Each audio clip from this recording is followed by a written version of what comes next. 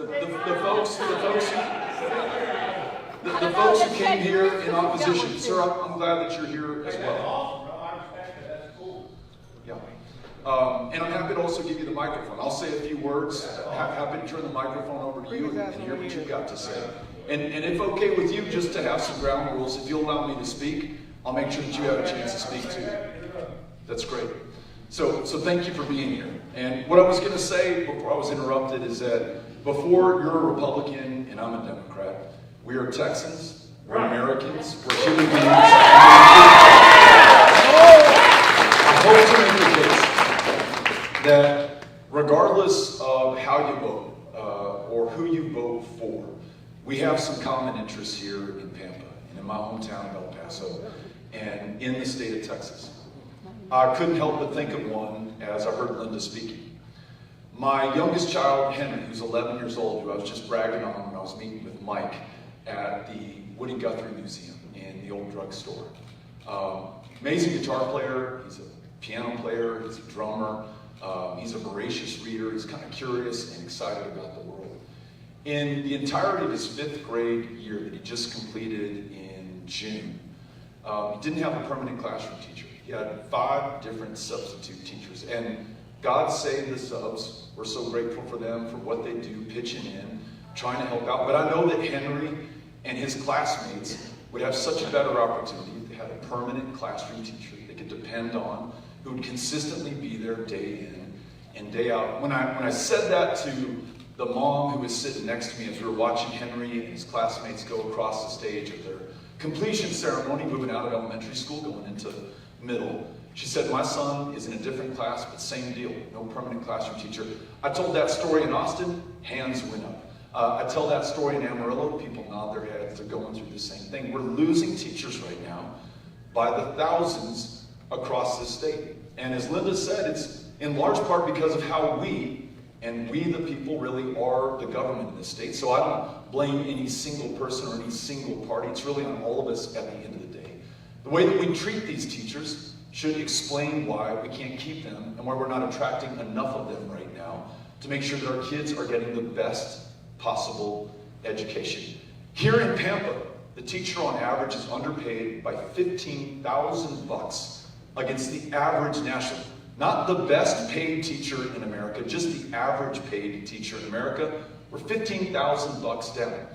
On average, the Texas teacher works not 1, but 2 or 3 jobs in order to make ends meet. I've been in restaurants where the person serving my food says, that's on one of these teachers that you always talk about. I teach kindergarten, but tonight, Saturday night, I'm serving food to support my habit of educating your kids. Retired teachers have not seen a cost of living adjustment in this state since the year of our Lord, 2004. And we know that the price of just about everything that we pay for today, from property taxes to utility bills to gas to prescription medications, what we buy in the grocery store, all of that has gone up. Everything except what they take home. And so many of these retired teachers are back in the classroom or working other jobs right now when they should be enjoying those years that they have earned. It should be years of rest and enjoyment because they gave us the best years of their lives to bring forth a lifelong love of learning from our kids and from all of us who have the benefit of being in public schools. So I'll try this one on for you. And again, we may have different letters next to our names. You may live here, I may live in El Paso. But what if, at a minimum, we paid teachers in Pampa the same as they're paid across the United States of America? So they just work 1 job. What if we had an annual cost of living adjustment for every retired teacher so they didn't have to work 4 jobs in the retired age? What if we listened to teachers and treated them with the respect that they've earned and deserved? And when they tell us that these high-stakes, high-pressure tests aren't working for them or their kids, we do the right thing and cancel the STAR test in the state of Texas. So we don't have to worry about that anymore. I bet you, and this is just a hunch, I bet you we would get more of those teachers to decide to stay within the profession. 50% in Texas leave in the first 5 years. We invest a lot of money in them. They invest a lot of money themselves. They take on student loan debt for the privilege of being there for our kids. Let's make sure that we give them a reason to stay in the classroom. We do that. There's no stopping what this little kiddo in front of me is going to be able to do over the course of her life. We all have that story in our lives. I have mine with Mary Strummer in 6th grade at Mesita Elementary. She's the one who I think unlocked so much of the potential that I had. She believed in me, helped me to believe in myself, gave me some of that confidence that I was lacking as a young boy in El Paso, Texas. I can think back to her in the line all the way through to today. You know that teacher in your life. Let's make sure there are more of them for the kids in this community. Another thing that I hope we can all agree on. This form of democracy that we are celebrating right here at this moment by peacefully talking to each other, even when we disagree, being as civil to one another as we possibly can, and ultimately deciding our differences not through violence, but at the ballot box. I'll make my best case. You know, when Greg Abbott shows up in Pampa and does a town hall meeting and answers your questions the way I am, he's going to do his best case. And then you all vote. We let the chips fall where they may, decide the outcome of that election, accept the results, and we move forward. Well, this didn't just happen, right? Democracy is the rare exception in human history. It flourishes for a little while on the Greek peninsula 2,500 years ago, and then it's lights out for millennia before it reemerges right here. But it didn't just happen. Men and women literally fought for it, bled for it, died for it, made this possible. And it's those who wore the uniform all the way back in 1776, those who fought in the Civil War to make sure that we kept this union together. It's those who served in our more recent engagements in Afghanistan, in Iraq, in Somalia, in Yemen, in these places half a world away. They do it for us. They don't have to do it. In fact, fewer than 1% have signed up to serve since this country was attacked on 9/11. But we wouldn't be here but for them, as well as those who were willing to and sometimes did sacrifice their lives in the struggle for civil rights and voting rights throughout the states of the former Confederacy. But for them, we wouldn't be here. It's their inheritance that we have in our hands right now, and what we do with it is going to determine our future, and I believe will define us in the eyes of our kids forever. If there's one thing I fear, it's the judgment of my 3 kids. Hey, Beto. Hey, Dad. Hey, Mom. Given everything we faced at this moment in 2022, what did you all do with yourself? Including the fact that our democracy was under attack unlike any time in our lifetimes. I want to make sure that they know that we stood up. We stood up together. We found the common ground. We fought for this, and we got this country back on the right track. And we honored those men and women who've worn the uniform, especially here in the state of Texas. Though most of us, and I hope every single one of us, is going to have a home or a hotel room, in my case, to go back to tonight to lay our heads. There are hundreds of Texans who've served this country, now veterans, who will be sleeping on streets or on park benches or underneath bridges in the 9th largest economy on the planet. We have a $2 trillion GDP. It is not for lack of money or resources or wealth. It is political will to stand up for those who put their lives on the line for us. So here's what I propose to you. I don't know, is that Rick who's right here? So Rick, who served this country in Vietnam and who said hello to me. You saw me outside of the Woody Guthrie Museum. You stopped your car. We shook hands. We saw you in Amarillo at a previous visit. This generation that served in Vietnam that came back, not to ticker tape parades, not thank you for your service, not how can we help you get connected to what you need in this community. At best, to indifference. At worst, to just outright hatred from a country who was confused about why we were in Vietnam in the first place. But Rick and his generation got after it, focused on raising their families, building up their community, working their jobs, making this the greatest country on the face of the planet, bar none. And what so gets me about Rick and his generation is that when veterans returned from Afghanistan and Iraq, and they breathed in God only knows what from these toxic burn pits, Rick's there to tell them that he waited 40 years for this country to recognize exposure to Agent Orange as a presumptive condition for the cancers and the diseases that his buddies died from. And he's not going to allow this country to wait 40 years now to be there for the generations that are coming back today. Because of Rick and other veterans from this generation, as governor, promise you, we're going to stand up a toxic burn pit registry in the state of Texas. Make sure that we connect every returning veteran with the care that they need so they won't have to wait. I'm going to make sure that we focus on reducing that veteran's homelessness that I just described. We will spare no expense. We'll lift every burden to make sure every single veteran gets what they deserve, given what they have already given to us. And then third, we have a real bad problem in this country right now, especially among, unfortunately, the Vietnam generation of veterans, of suicide. Hard for us to talk about it, but if we don't and we fail to confront it and face it, it will continue and it will not change. 22 a day is the estimate that we have gotten from the VA. Among some groups of veterans, it is even higher. I want to make sure that Texas leads the nation in reducing veteran suicide, improving access to the VA, and when the VA wait time is too long, and when they cannot get their act together in certain clinics, not all of them, maybe Dalhart's doing a great job, maybe we're fine in Amarillo, maybe El Paso has finally turned its act around, but sometimes veterans wait not days or weeks, but months or years to see a mental health care provider to treat their traumatic brain injury or post-traumatic stress disorder. Let's make sure that we connect them with private care and public care for that matter across the state of Texas. And let us as Texans make sure that we're willing to pitch in more of our share to make sure that they're taken care of. And then lastly, related to this, it happened again today. It happens in almost every city I go to. A veteran tells me that they've come back from service, whether it was in Vietnam, whether it was in Afghanistan, and the VA is all too happy to prescribe to them an opioid, to which they may become addicted, from which they may die, as have tens of thousands of our fellow Texans and Americans. And they say, you know what, Beto, the one thing that makes my symptoms actually manageable, I can sleep, I can eat, I feel better, is using cannabis or marijuana. But if I buy that and use that in the state of Texas, I'm a criminal in the eyes of the law. If I get found with it, arrested, serve time, I've got a criminal conviction on my record. Try getting a student loan. Try getting a job if you have to check that box on the application form.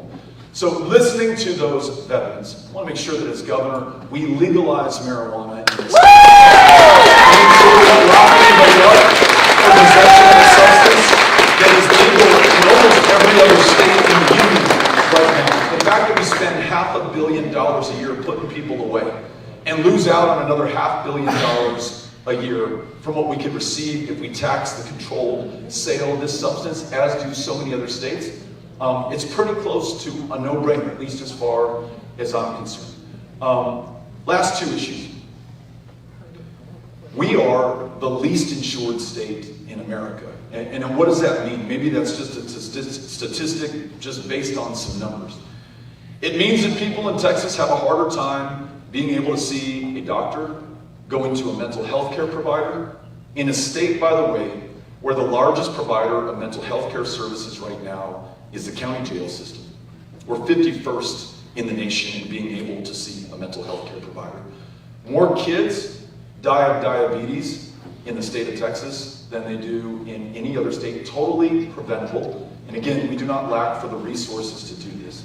Something standing in the way of connecting people with care and standing up some of these 24 hospitals that have been shut down in rural Texas. The 3 adjoining counties do not have a hospital. I know you all know that. Too many of them have closed down. Too many people driving. Too many hundreds of miles to be able to get care. Sometimes we have a hospital in our community, but it doesn't offer obstetrics or other things that we need that would make our lives better. And we've got to travel to different cities. Go to Dallas, go to Houston to get that care. I want to be able to get that right here in Pampa. What's standing in the way is our failure to expand Medicaid. Now, Medicaid isn't something that was cooked up by people far, far away. It was Lyndon Baines Johnson, the first president from the state of Texas, who in 1965 signed the Medicaid Act into law in that very summer of that year. And right now there's a deal on the table from the federal government that says, Texas, we're not going to give you anything. We're going to return your money that you paid up here in federal income taxes, $10 billion a year. You use that to stand up those hospitals, hire more of those providers, connect more people with care, ensure these kids are healthy enough and well enough to learn and to live to their full potential. And the kicker, will lower your property taxes in the bargain. Because right now, when someone who does have diabetes, can't afford insulin, finally gets too sick because they don't have Medicaid coverage, and goes to the hospital here in Pampa, the outcome for them is going to be much worse than it would have been if they'd gotten care all along. It's going to be exponentially more expensive, and they may not have a dime to their name, but it doesn't mean that the bill goes away. You and I pay it through our property taxes to our county government. We accept Medicaid, that part of our property tax burden goes away, and we can begin to lower one of the fastest rising pressures for inflation in the state of Texas, the $20 billion more that we're paying in property taxes over the last 7 years since Greg Abbott's been the governor of the state. It's the right thing to do. And then last thing on this healthcare piece, we were just in Spearman, Texas. And a young woman who's going to West Texas A&M said, what about those of us who want to pursue higher education but have a hard time affording it?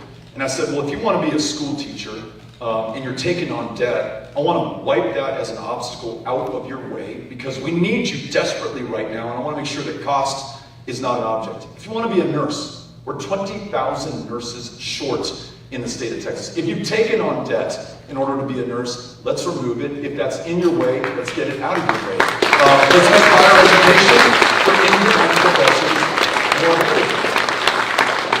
And if you want to provide services to this community, maybe we actually pay for your entire higher education, including medical school, if on the condition you come back and practice medicine in Pampa, Texas for 6 years. We pay your full freight, you come back here and take care of us. It's a pretty good deal that makes sure that we can grow our own. Because if we go to the average medical school classroom across the state right now, it is full of kids, young people, young men and women, from big cities, from suburbs.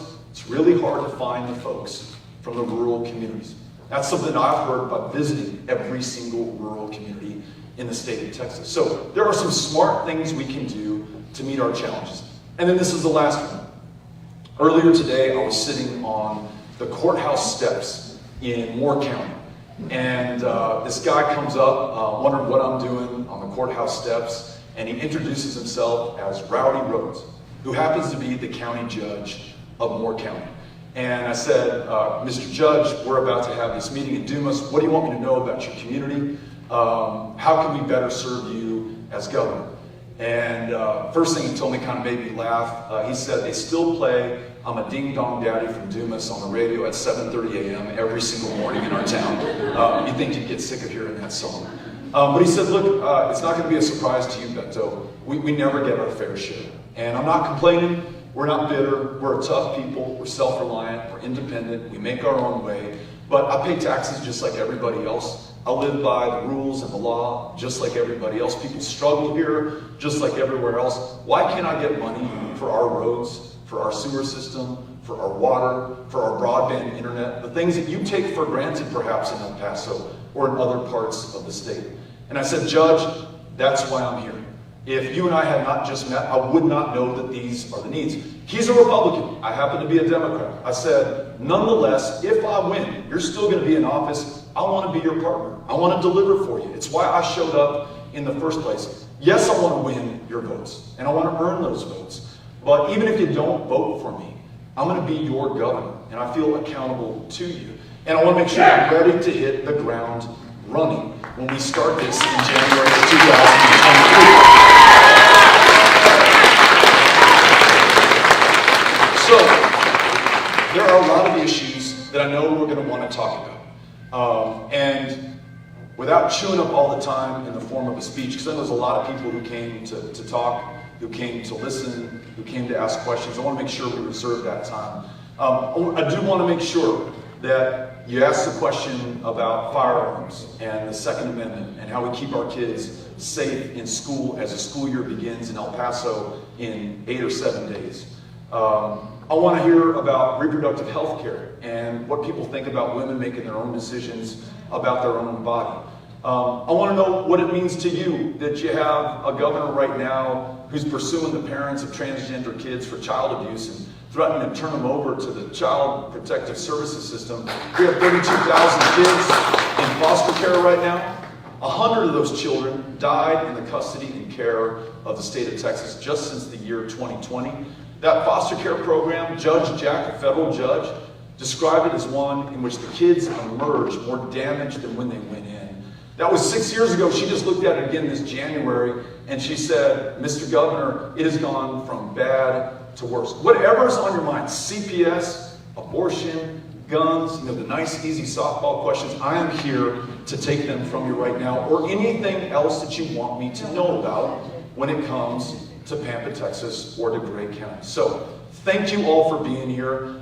Raise your hand. Cynthia Cano will bring you the microphone. She's got it right here, and we'll go into the Q&A. As she does that, I just want to let you know we've got volunteers here who would love to sign you up if you're interested in being part of this campaign, to talk to and listen to your fellow neighbors, your family members, your friends about voting in this next election. I don't think there's been a more important one in the history of the state of Texas. Okay, here we go. First question. Well, first, I'd like to thank you for coming out. I think there are issues that weigh on people that have been ignored today. I think that largely being immigration. I think the economy is almost in shambles. And I want to know what your campaign's going to do to fix that. Immigration and the economy, right, are the two that I'm hearing. On immigration, we're so lucky that we are a state, by and large, of immigrants. Not solely of immigrants, right? There are people who are indigenous to this state long before anybody came here from Europe or anybody else, anywhere else. There were those who were brought here against their will, enslaved, kidnapped from Africa. And then there were those who, like my family, were fleeing famine in Ireland in the 19th century and came to the one place that would take them in. Because if they went back, they surely would have died, as would their kids. I want to make sure that we continue that tradition in this state, but I want to make sure that we do a better job than what we're doing right now. What we have right now is not orderly. People are not following our laws. It's not safe. You saw all the people, including children, who died in that trailer in San Antonio just a few weeks ago.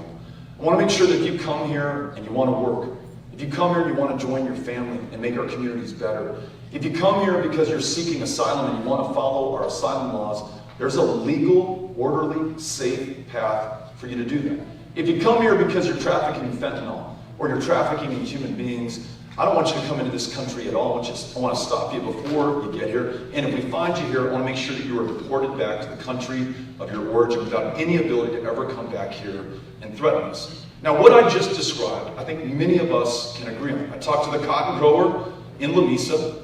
Cannot grow cotton without the immigrants who work with him. I go to the gin owner in Roscoe, Texas. Those 46 jobs are unfilled if he's waiting on people born in Roscoe or Sweetwater to work them. The only people who do are folks who come here for the privilege of working some of the toughest jobs that we have. What they tell me, and they're Republicans to a person, is what if we had a Texas-based guest worker program?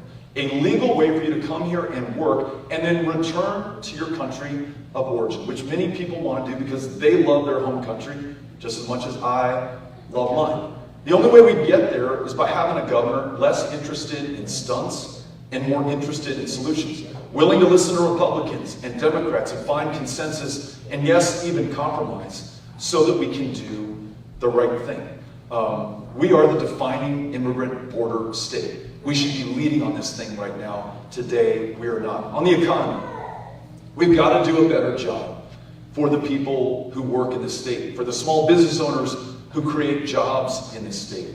One of the main obstacles is the level of inflation that we have in this state. Property taxes, I mentioned, have gone up $20 billion over the last 7 years. Your electricity bills, thanks to a governor who could not keep the lights on when the temperature dropped last February. 700 Texans, at least, either froze to death, died of carbon monoxide poisoning trying to stay warm in their garage with their car on, burned up in their homes as they lit their furniture on fire, trying to keep their kiddos from freezing to death. After that happened, and after he allowed corporations to take $11 billion from us over the course of 5 days, these big pipeline companies And these energy traders, the largest transfer of wealth to the big guys,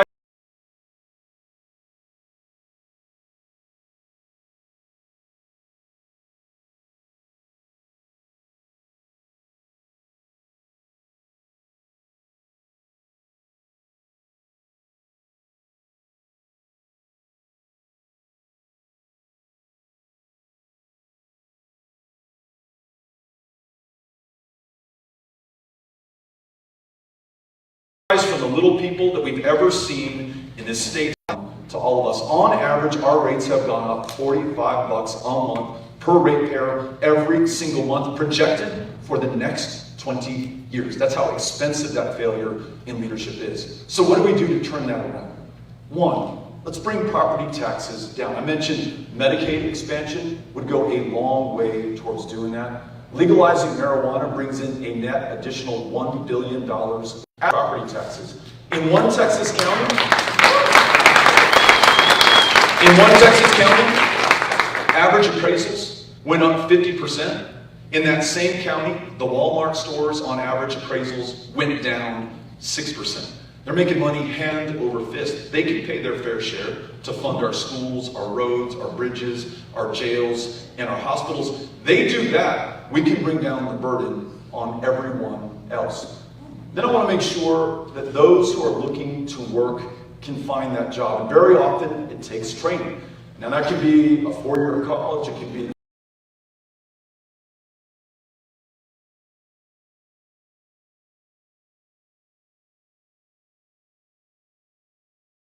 associate's degree, it could be a welder's certification, it could be any number of things, including working with a union as an apprentice on your way to becoming a journeyman with the IBEW or any number of other trades that we desperately need in the state of Texas. I want to elevate those opportunities by removing debt and cost out of your way. You're going to earn more, you're going to pay more back at the end of the day if we do that. So this is an investment that pays many times over a return of 5 cents an hour.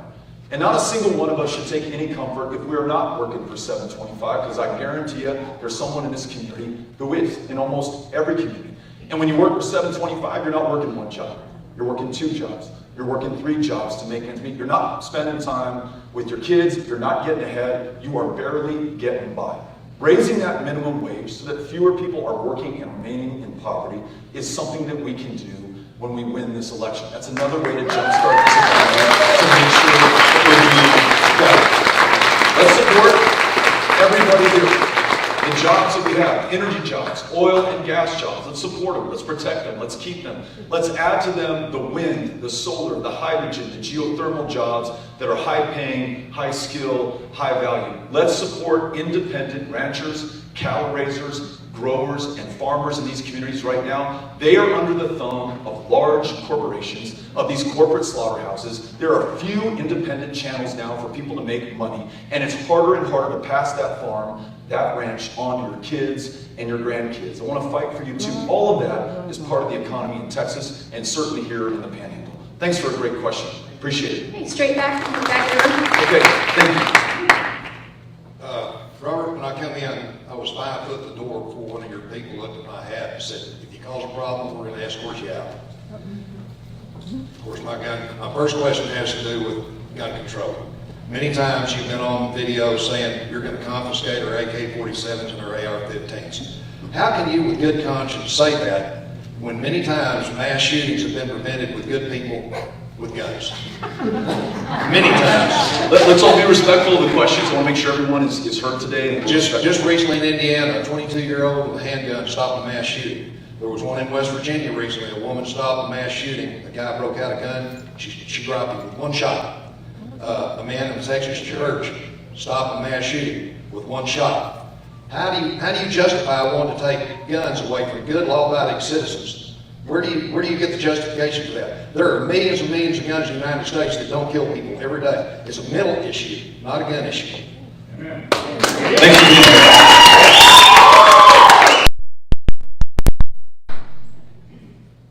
If we're going to talk about mental health, and I'll get to the gun part of your question, but you ended with that. The governor said the same thing the day after the Uvalde shooting, where 19 kids were slaughtered in their classroom. There were 2 teachers trying to defend their lives, killed with them. And he said, we got to do something about mental health in the state, which is interesting because the month before Uvalde, even though we're 51st in the nation in mental health care access, he took $211 million out of the state's mental health care budget. So you and I see eye to eye on that part. I want to restore that money.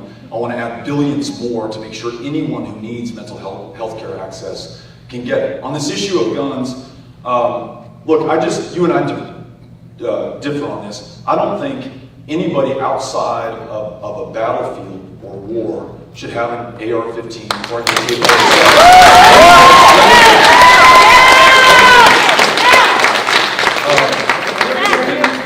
The AR. Gotta let him finish first, please. Wait your turn. We gotta have some rules, or this isn't gonna work. There are more feral hogs and more coyotes in the state of Texas than there are people. Try going out and shoot them with a single shot rifle. Exactly. Yeah. You'll kill him. I think that's a great point. I honestly That's do. what I hunt with. I hunt with an AR. I think feral hogs are one of, if not the only legitimate reason to have an AR-15 or As a an land, AK-47. I can't go out and shoot a single shot rifle. I hear you. I hear you. We may find some common ground here. Mine stays with me. Listen to me as I listen to you. We may find some common ground here. You, I'm sure, are just as disturbed as I am that a firearm that was originally designed for use on a battlefield was used against these kids. The Second Amendment. And that doesn't bother you? No. You're shaking your head, that doesn't bother you? You're confused. The AR-15 was never made for the battlefield. It sure as heck was. No, it was made. It was made and processed and sold long before it was ever used. It was only used on a battlefield for 3 years and then stopped by the United States Army. So you acknowledge it was used on a battlefield. It was made before then by 10 years, and it's been made since. Well, it's good to know your guns are more important. Here you go, listen. What about our kids? What about our kids? We're worried about guns. We got kids. Everybody, please. Listen, we've invited you in. We've invited you in. We've given you the microphone. Second question to say what's on your mind. We're going to ask more of you to tell us what you think, even though I know you disagree with me, all right? That's the only way we're going to do better as a country. If I only listen to people who agree with me, if you only listen to people who agree with you, we're never going to make progress. We're never going to find any common ground. So let me give it a shot.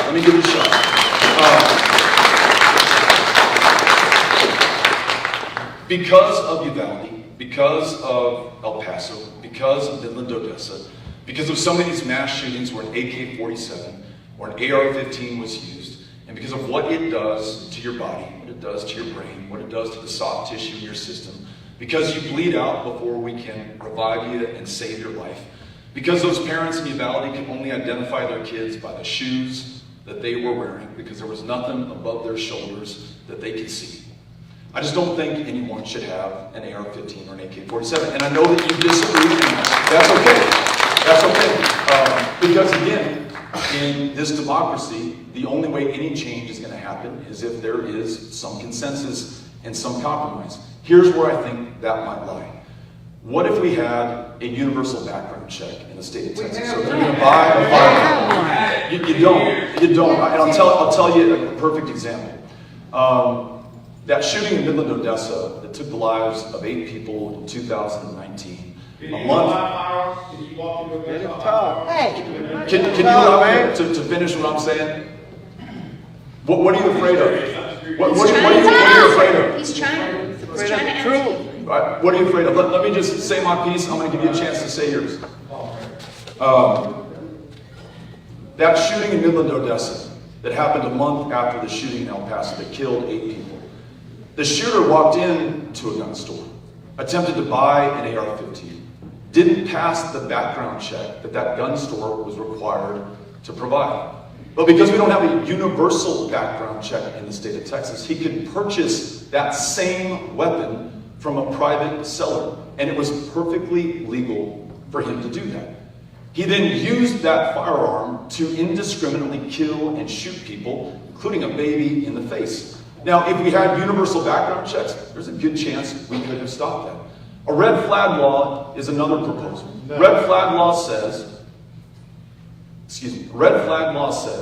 that if you have a firearm in your household and you've been talking about going into your school and shooting up your fellow classmates or killing your wife or shooting yourself, or shooting somebody at work, or doing something else that could lead us to believe that you're actually going to use that to harm or kill people, there is a due process to allow us to intervene and remove that weapon from the household before you use it against somebody else.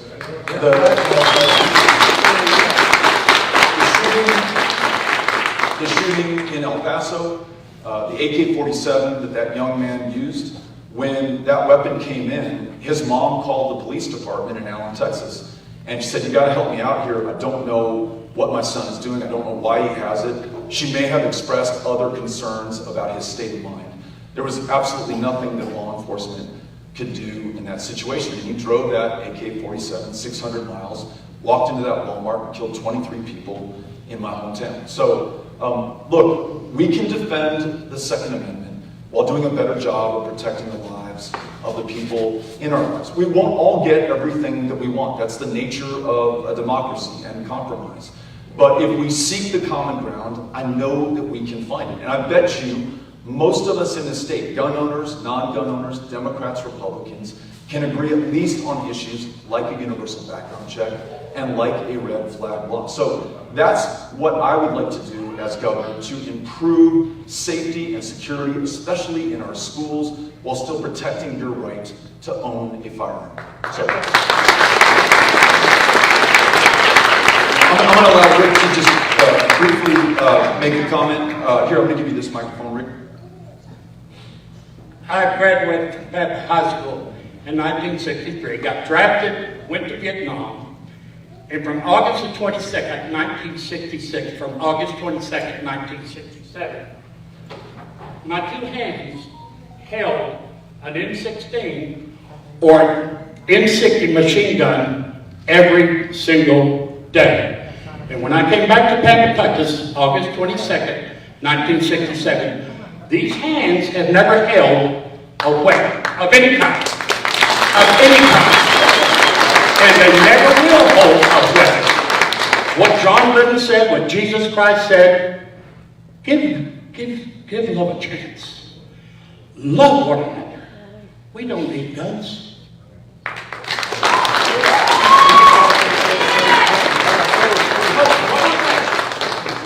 And if you want to see my picture is on Hobart Street at the museum. I'm a decorated soldier. And Tampa, Texas honored me, and my picture is in the VA hospital. I mean, not VA. The VA hospital is a gift from God. Thomas E. Creek Medical Hospital is a gift from God. But my picture is here on the Linda Holt, Linda Reed. Y'all know her. Everybody knows Linda. Howard, my good friends. They inducted me into that Hall of Fame. John Tripplehorn, all good Republicans. I don't know the difference between a Republican and a Democrat. I really don't. But I know this guy's a good guy. I know that racist killed, and this is not a racist.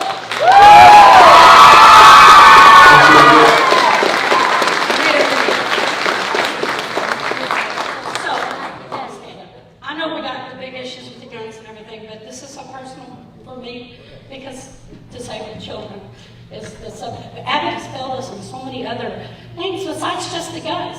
I know you love your guns, but we love our kids too. But my deal is with the disabled and the children in the school. That's why I believe in you, because I knew you haven't failed me and my kid. Thank you for being here. I'll tell you, one of the things that those of us who have children with disabilities or who are medically complex or who require special education in our schools have learned is, one, those special ed teachers are literally heroes. They are so underpaid. They are so overwhelmed, the number of children for whom they're expected to give individual attention. My sister Erin benefited from that. We did as a family, but too many families have learned this as well. When Erin turned 18 and she graduated from one of our El Paso public high schools, we learned when we applied that she had an 18-year wait for state-supported services as a Texan living with a disability. So her ability to live independently of her family, to work a job, to fulfill her promise in her life was compromised. I think we're dead last in the nation in supporting the most vulnerable among us. And listen, you may not have a medically complex child or family member, and you say, what the hell does it matter to me? Hopefully you're still compelled by the morality of this, right, to do the right thing. But even if you're not, here's my argument. When we unleash the economic potential of our kids and of our fellow Texans, including those who have a disability, if we make sure that the obstacles are removed from their way, if they can live independently, if they can work those jobs, they're able to do better not just for themselves, they do better for all of us. In the property taxes we pay, they can shoulder some of that burden too now when they're able to independently live in that home. In the jobs that they're going to create because of the businesses that they're going to start, we all end up benefiting from that too. So I just want you to know that I've got your back. We're going to do everything we can because it's the right thing to do, and Texas is going to do such a better job for it. Anyhow, thank you for being here.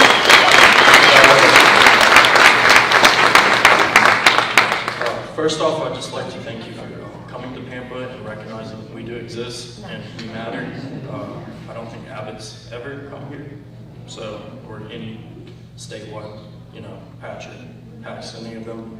But me, like many people in this town, I mean, I can't really speak for what's going on back there, but I'm conservative leaning Republican, pro-Second Amendment, pro-life with exceptions, with all that.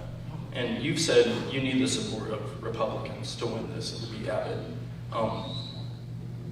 Not coming from you, but from a general Republican perspective, why should we support you in your run for governor? Yeah. Thank you for asking such a thoughtful question. The things that I talked about at the outset are things that I hope, even though you're a Republican and I'm a Democrat, we can agree on. We should want great schools, teachers who only work that one job instead of 2 or 3, retired teachers who are treated with respect because we make sure that they have a cost of living adjustment every single year. Getting rid of these high stakes tests that are great for the corporations that profit from it, but pretty bad for the students and the teachers who have to deal with the stress involved. Making sure that we have the kinds of jobs in this community so that as you have options, you can live anywhere on the planet. You're going to be competitive anywhere you want to be, that you choose to come back to Pampa because there are the opportunities here, the jobs here that you can find that allow you to feel fulfilled and to be close with family and to raise your family here. Being able to see a doctor or to make sure everybody else here can see a doctor and get quality health care. Those 3 things, great jobs, world-class schools, the ability to see a doctor, there's a lot that we may not agree on. But those 3 big things that matter most to almost all of us, on that much we can agree and make progress. And right now we have a governor who, you never want to ascribe motive or intention. I don't think he wanted the power grid to fail. I know he didn't want those kids to get shot in Uvalde. No one does. He doesn't want the foster care system to be run this badly. He doesn't want our property taxes to be going through the roof, I'm sure. But for whatever reason, he's unwilling or incapable of making the decisions or exerting the leadership that would change these things for the better for all of us. So I think it's time that we turn the page and have someone who's demonstrated by being here with you today that I will always work across the aisle, really with anyone, anytime, anywhere, in any part of Texas, to make sure that we're all doing better. That's here in Pampa, it's in Snyder, and Pecos, and Muleshoe, and Amarillo, and Midland, Odessa, and Lubbock, and other communities that we have visited recently, Spearman a little bit earlier today after Dumas. I show up in these places because I want to serve these places. So I want you to know that it really even doesn't matter who you vote for at the end of the day. I feel obligated and honored to be able to serve you in this position of public trust. Yeah. But I will say it'll be a lot easier if you do vote for me at the end of the day. So I hope that you will remember your vote. Thank you.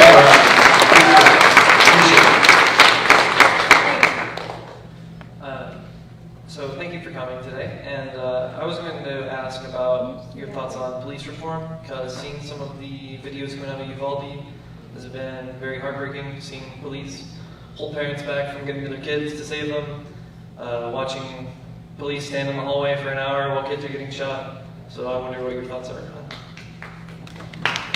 Thanks for being here.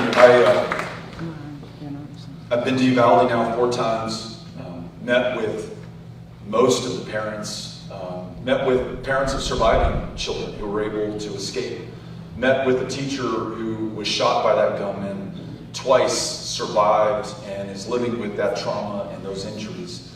And to a person, they say that they want three things.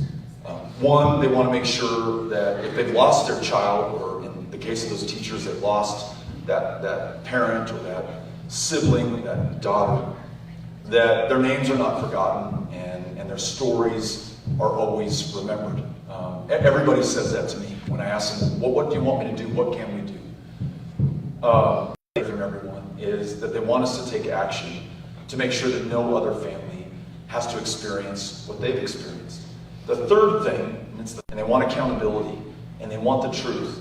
And what's almost unbelievable to us as Texans is that 8 weeks after this took place, they still don't have that. They're getting pieces of this that they read in the news. They recently got the results of a state house investigation. We're grateful for that. But to a person, they know that they don't have the full story yet. How could hundreds of people, law enforcement, state DPS troopers, school district police, Uvalde Municipal Police be there on the other side of an unlocked door for more than 70 minutes with ballistic shields, with long guns, with every manner of firepower known to man, and never once tried to intervene until those 70 minutes elapsed to save the lives of those kids that they might have been able to save? You know, there's a movement in some parts of this country, among some, probably a pretty small minority, that talks about defunding the police. I see this quite the opposite. I would love to increase funding for police that is conditional on the training and accountability that we are currently lacking. There have to be consequences for everyone who is involved in the decision not to go with that classroom. They should lose their jobs at a minimum, if not worse. I want to make sure that we have a full investigation, understand the truth and all the facts. But what happened was deeply wrong and absolutely unforgivable in my mind. The fact that in too many communities, there are people who fear engagement with the police because of the color of their skin or their country of national origin. That's not right. Law enforcement is there to protect and to serve equally under the law. I mean, part of the genius of America is supposed to be wherever you came from, whatever the differences between us, we're all going to be treated equally under the law. We never quite lived up to that, but I hope that we never stop trying. I'd love Texas to be in the lead. Last thing, in Muleshoe, as I was talking about teacher pay and these retired teachers and how we have to do better for them, one of these police officers took me aside and he said, you know, being a municipal police officer in Muleshoe, the pay's not great here either. And it's a struggle sometimes for me to be able to make ends meet. So increasing that funding so that this is truly a job of choice, because these officers, these members of law enforcement, put their lives on the line. They help to keep our communities safe. We owe them a debt of gratitude. I want to make sure that that's reflected in how we treat them and take care of them, as well as the very high bar that we hold them to, and the accountability that's there, that if you fail to meet that, you are no longer in that force. So thank you for asking the question. Appreciate it. Straight to that, Yes. Okay, first of all, I'd like to say to the gentleman in the yellow shirt, thank you for your service to our country. I appreciate that. Thank you very much. And Mrs. Vietnam kissed my cheek and said, thank you for your service. You Americans saved his life. Guns are awful. Okay, so in the individual discourse, I'd like to say that I do agree with you on two things. The veteran issue, I agree with that wholeheartedly. My husband is a veteran. It's near and dear to my heart. And the state mandated test. I never liked it when my kids were in school. I don't like it now. I think it's stupid. I think we could challenge our students a lot better and in better ways. However, my problem with you, Beto, is that you agree with Alexandria Ocasio-Cortez on the Green New Deal stuff, and this area, our lives depend on oil. That is our livelihood here. And with all of your lovely and great ideas for new programs, we can't pay for those out of our taxes if we don't have jobs. That is a big deal. If my husband doesn't have a paycheck, I can't pay my bills.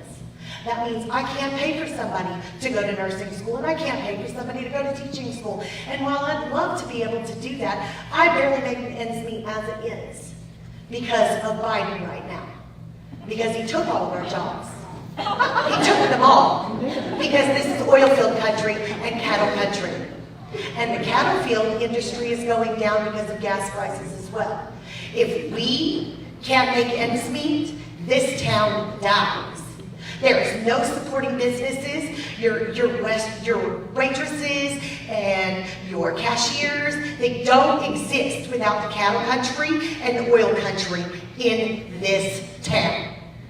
You can't do away with that and expect us to pay for all those great programs that you want to do.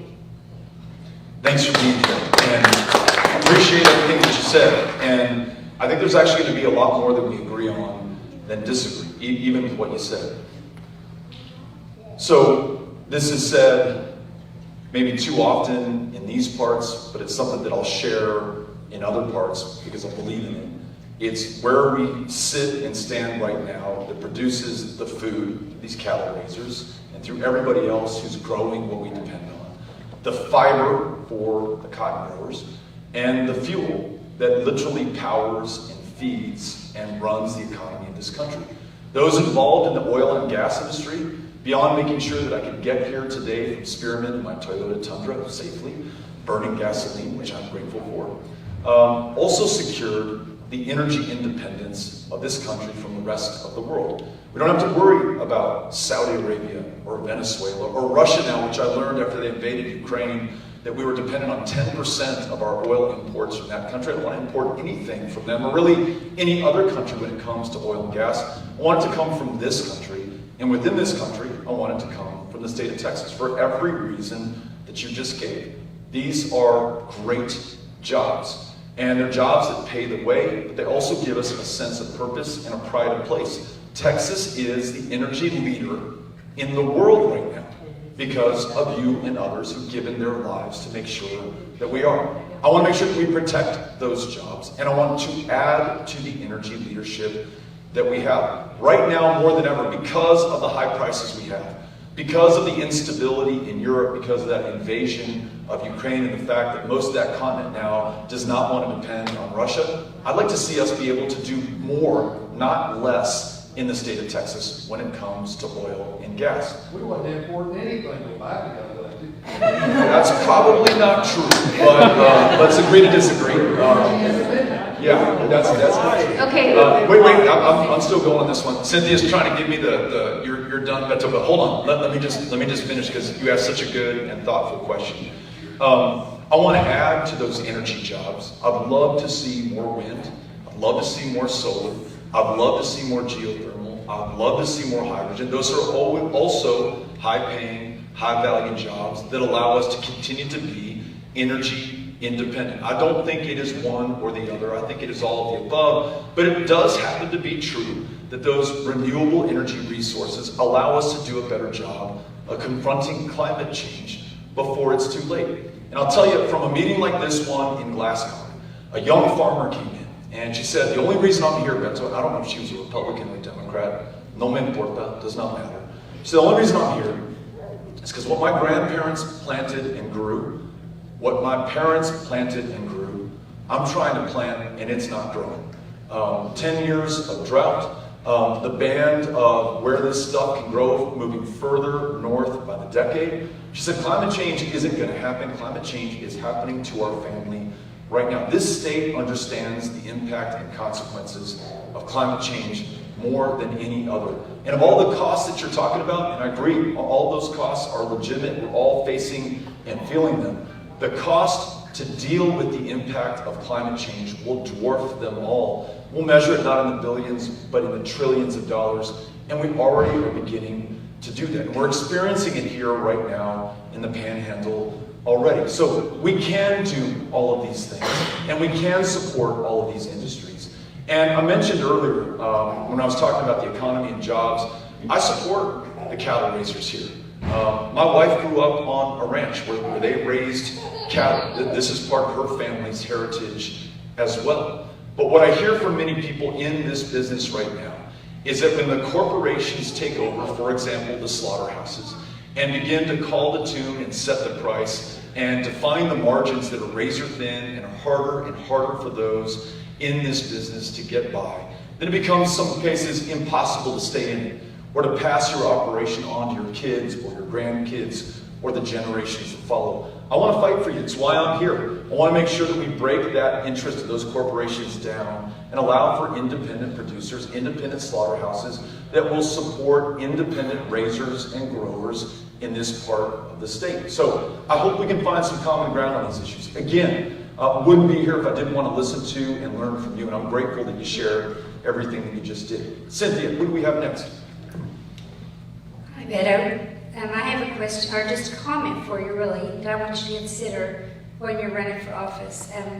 I'm a parent of a child with Down syndrome. He passed away at 28 years old. When he was first born, I went to advocate in the Capitol myself, and many senators and congressmen, and told them my issue that I have with the school system. Things were just different, but what was harder than the school system was respite care and care for after. I didn't mind paying for the care, but there's a very serious problem finding help for the care. And so, and when my son graduated, he passed away at 28. But when he graduated from high school, there was no place to send him. He didn't qualify to go to college. And I didn't want to send him to a nursing home or a group home. We just need for you to consider things like that, think things like that when you're in office, if you make office. Just consider the needs of people with special needs. I think that would also help with gun violence, with not the gun violence, but the mental issue in schools, and with mental violence when there's some kind of catastrophe. Thank you for coming here and sharing your story.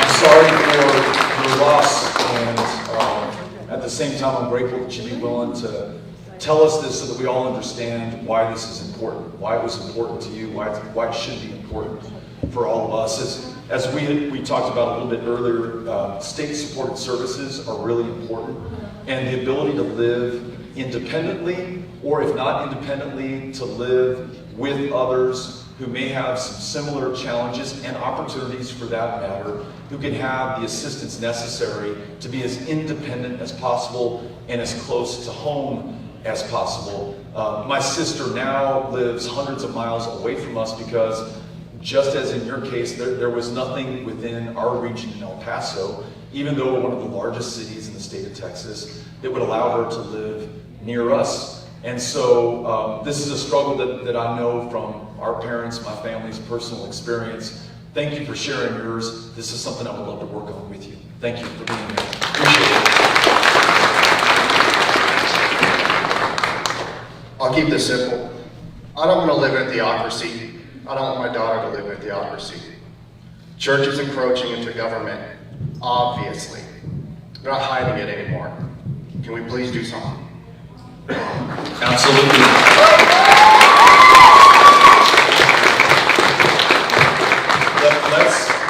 Let's make decisions in the public interest based on facts, based on the science, based on truth.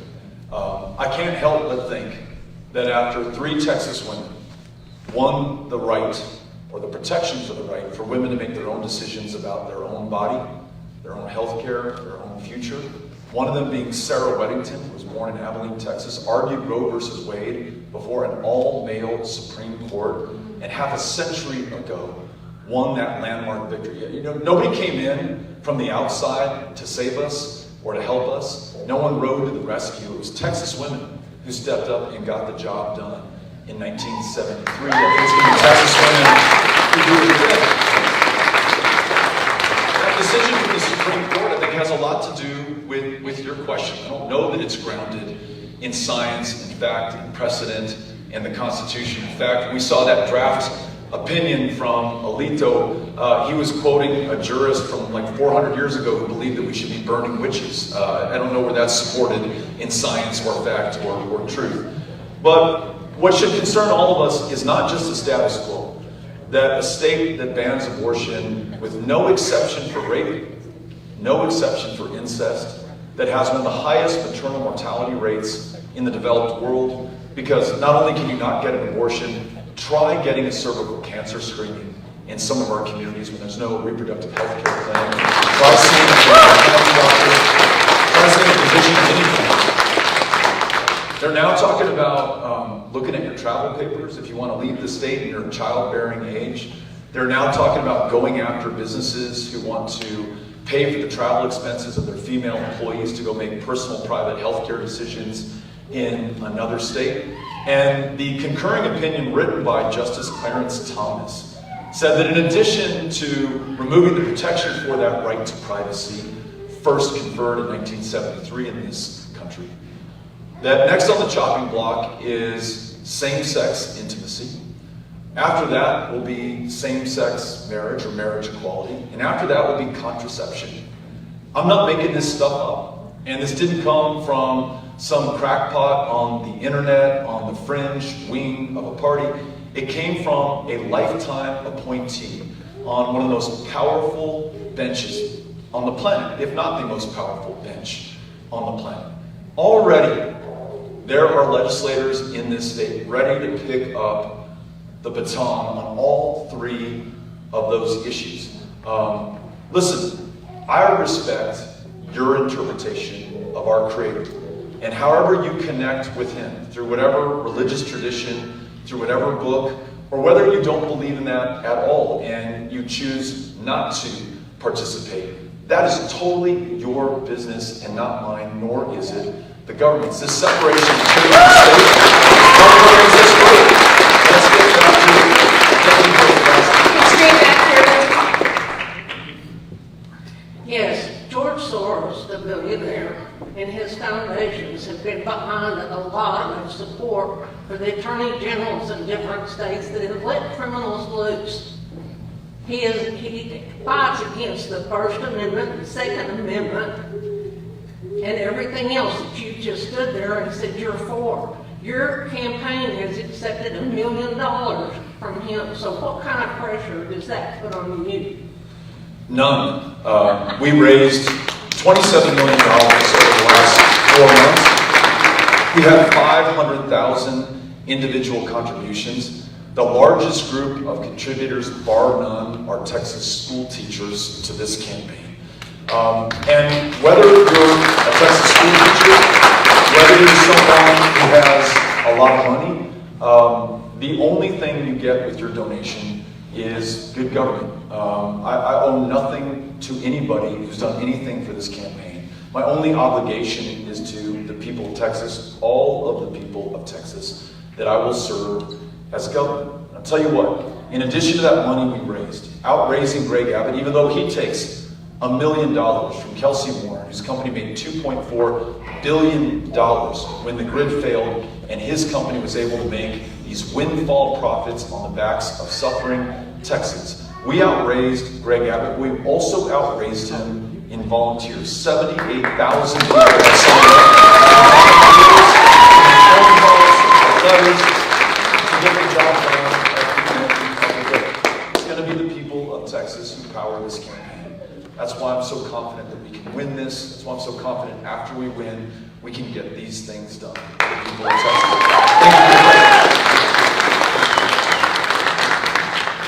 Thank you. My name is Shelby. I am a student at the University of Oklahoma. I'm an education major.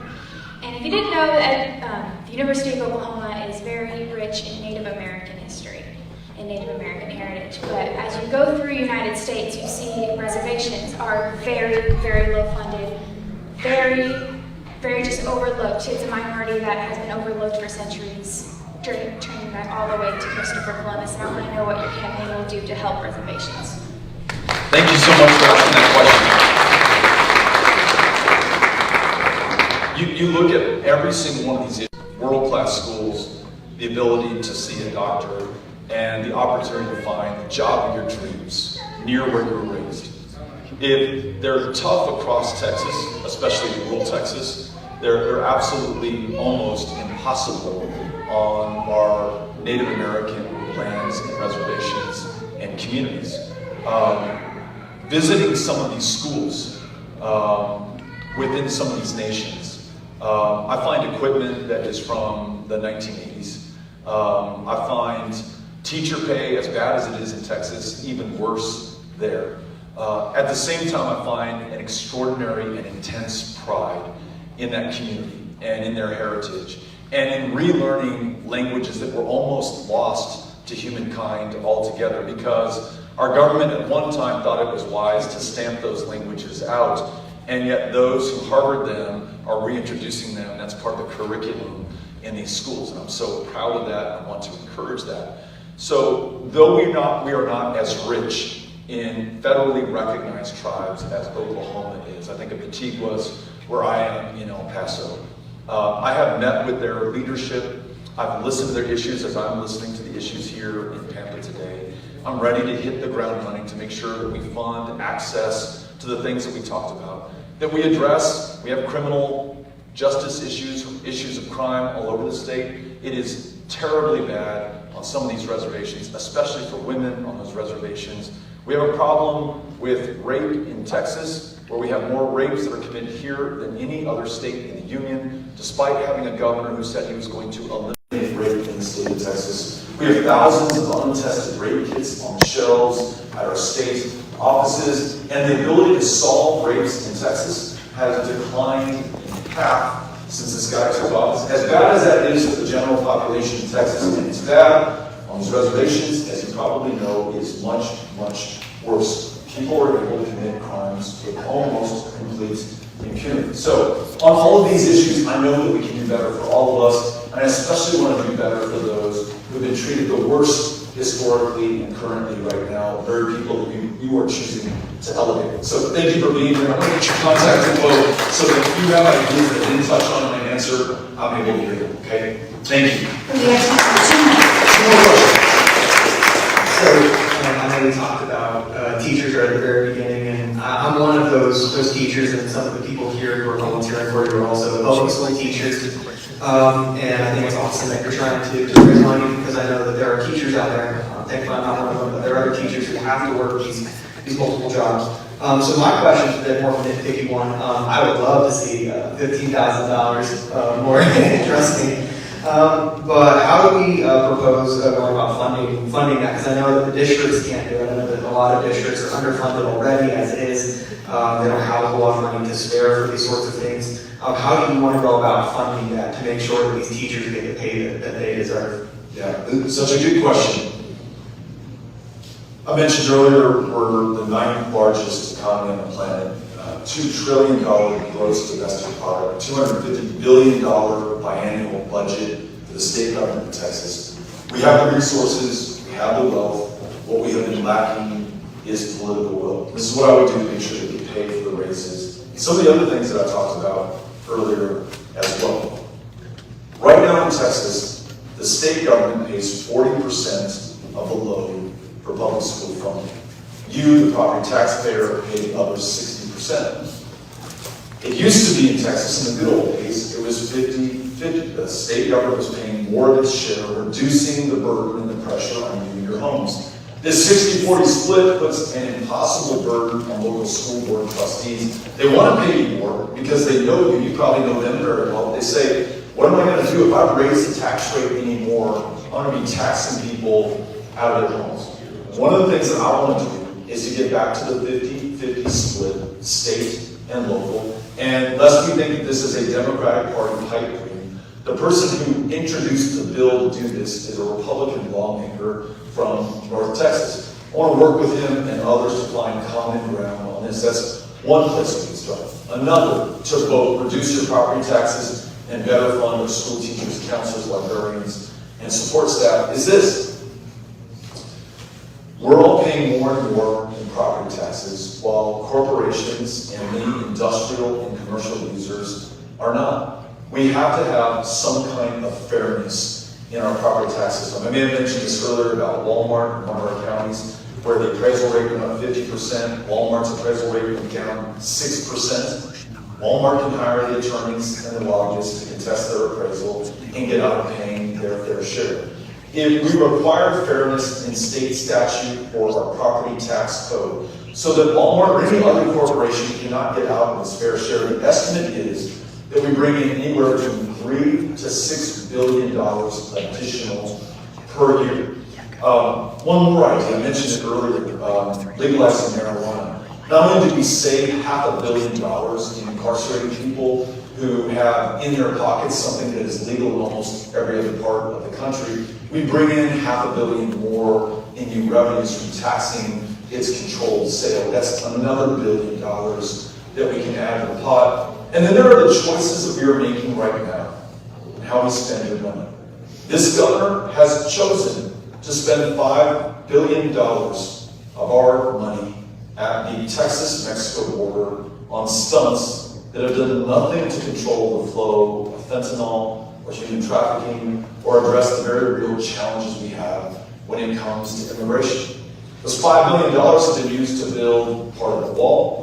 They've been used to involuntarily activate 10,000 members of the Guard who had just a few days to tell their families, to tell their kids, to tell their employer that they were going to be gone for a year with no power to arrest or detain under our Constitution, but simply to sit in those Humvees and watch stretches of highway and they see somebody they can report it in to Border Patrol. I thank them for their service, but that's not what they signed up for.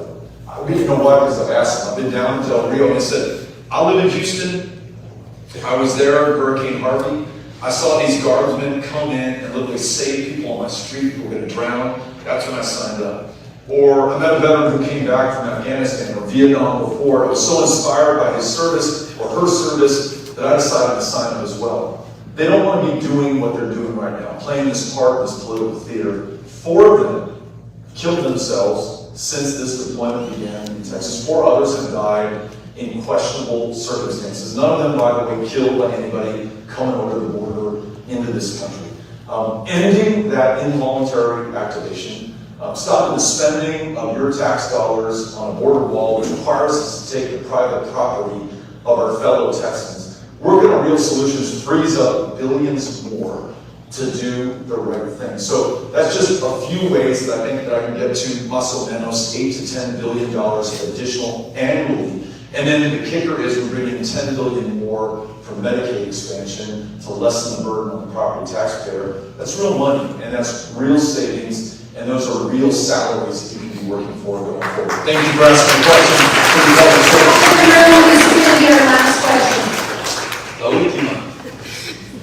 You've addressed a lot of our vulnerable populations in Texas, our homeless veterans and the uninsured. I'm a foster adoptive parent and a former social worker, so I'll keep it simple.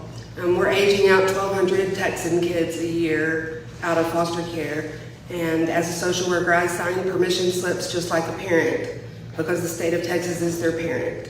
And as a parent, we're being really awful parents to those 1,200 kids. We are kicking them out of the house at 18 years old, in most cases with very little support. Extended foster care is a wreck. And we have more than 7,000 kids who are available for adoption and who are unadopted. Our CPS system is a mess right now. The privatization, all of that is causing a lot of confusion about who's in charge of what. What's the first thing you could do for that vulnerable population? We have one of the highest rates of child abuse, and we're not supporting our biological families either. When I was at a meeting like this not too long ago, and I tried to answer a question like this, the foster parent I was addressing interrupted me and said, you know, you're talking a lot about foster kids, which is great, Beto, but we need to think about fostering the family. And you mentioned the biological family and the parents. You know, no one wants to lose custody of their kids. No one sets out and chooses that as the path that they or their kids are going to take. Very often they're struggling with some of the issues that we talked about today. Maybe they're working 2 or 3 of those $7.25 an hour jobs, and they literally just cannot physically be present with those kids in a state where it's completely unaffordable to find childcare. And you still don't have universal all-day pre-K so that your kids can be taken care of and learn while you're out there working. We struggle with mental health. We're 51st in the nation. We have people who, because they can't see a therapist, because they cannot receive legally prescribed psychotropic medications, they're medicating themselves illegally very often by what they can buy on the streets. That ends up disrupting and breaking up these families, and CPS caseworkers and others have to make these god-awful decisions to take those kids into their custody and care. When that's exacerbated by some of the conditions that you described, like privatizing this kid, this is nuts. That we turn these kids over to a private provider who has a profit incentive involved in this, instead of within the custody and care of the state. So what would we do for them? One, and we talked a lot about increasing pay for those who are doing critically important jobs. Those CPS caseworkers who are so overworked right now because so many are leaving the profession because they just cannot take it anymore, I'm gonna do everything I can to retain them, attract more of them, treat them with the respect that they deserve. They're the ones very often who, when we hear about kids in the foster care system sleeping in CPS offices, under the desks, on the tables, in the hallways, they're there with them as well. I want to have their backs, and let's also listen to them. Let's try to make sure that we try to keep kids within the family when we can, and that comes back to that fostering the family. If we need to extend mental health care services, rehabilitation services, substance abuse services, that is so much better than, if that's an option, than removing that child perhaps forever from that home. And as Judge Jack said, having those kids emerge from the system more damaged than when they went in. We've embraced kinship care, and we've put, but 2/3 of the kids we put in kinship care, we do not offer their relatives the monetary support, the mental health support, any of those supports. And that needs to happen. If they're willing to take that child, we're just saying, here you go. And they don't get any of the things that I as a foster parent got. That's right.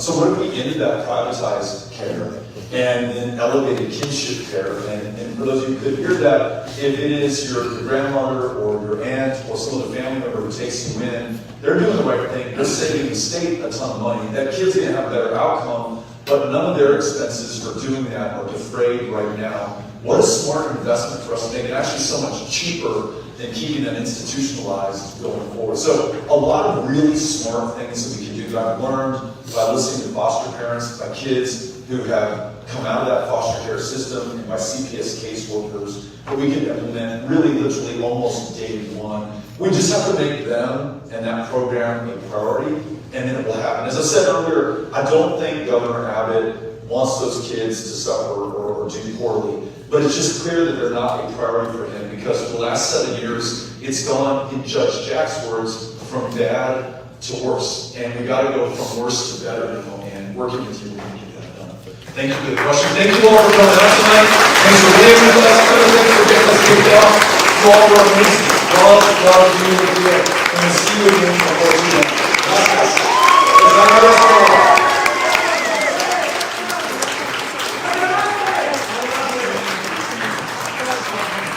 Gotta get to